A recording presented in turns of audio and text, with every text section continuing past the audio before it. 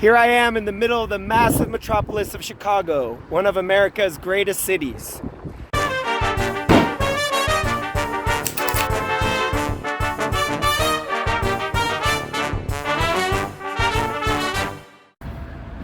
Local native nations knew this place as Chicago, which means, in some of their languages, wild onion, in others, related to a skunk. All having to do with something smelly or stinky. So originally Chicago was the stinky place.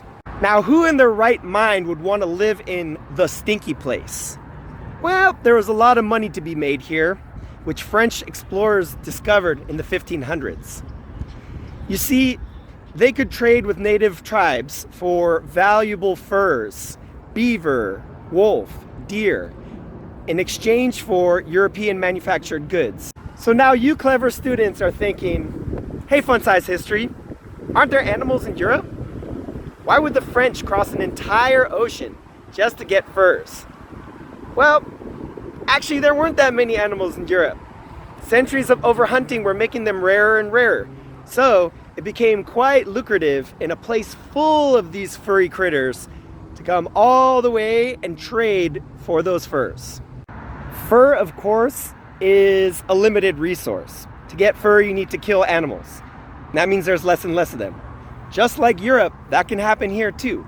So wouldn't it be nice to have real easy access deeper and deeper into the continent to keep getting fresh supplies of fur? The French realized that they could get pretty deep into the American continent simply by boat through the St. Lawrence River and into the Great Lakes. In my last video, I talked about the importance of rivers as a source of transportation as well. So the French knew that there were huge lakes that they could get around easily on boat. And they had also heard from the natives of a great river. So they asked, could you show us that great river? In a stroke of massive luck, the natives led them to this smelly place. About 6 miles away from Lake Michigan, right here, you can get to the Des Plaines River, which is connected to the Mississippi River. The Mississippi is not only connected all the way down to the Gulf of Mexico, but it's also connected to the Missouri River, which goes all the way to the Rocky Mountains. This meant that the French had literally just found a superhighway to get around what's now the United States extremely quickly and trade. When there's a place where a lot of trade is going to pass through, which means a lot of merchants are going to pass through, people who need places to sleep, food to eat, something to drink, and maybe the company of women, it's a great place to build a city where you can tax all that good stuff. The first person to settle here was a man by the name of Jean-Baptiste Pointe du Sable.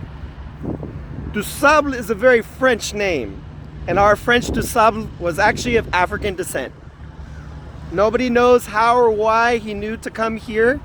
Some speculate maybe he was born in Haiti and had learned something about French Canada and decided to make a name for himself.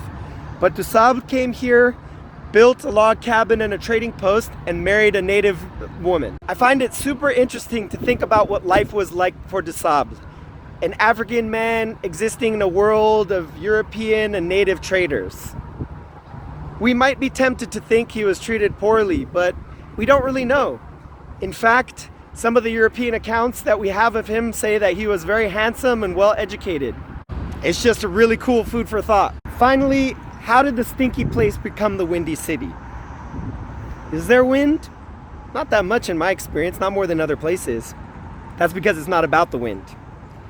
Chicago became known for sending politicians to Washington, D.C. that advocated strongly for goodies and benefits to go to Chicago. This angered a lot of the other politicians having to sit through these long speeches, long-winded speeches, making them call the politicians those windbags from that windy city. And the name stuck.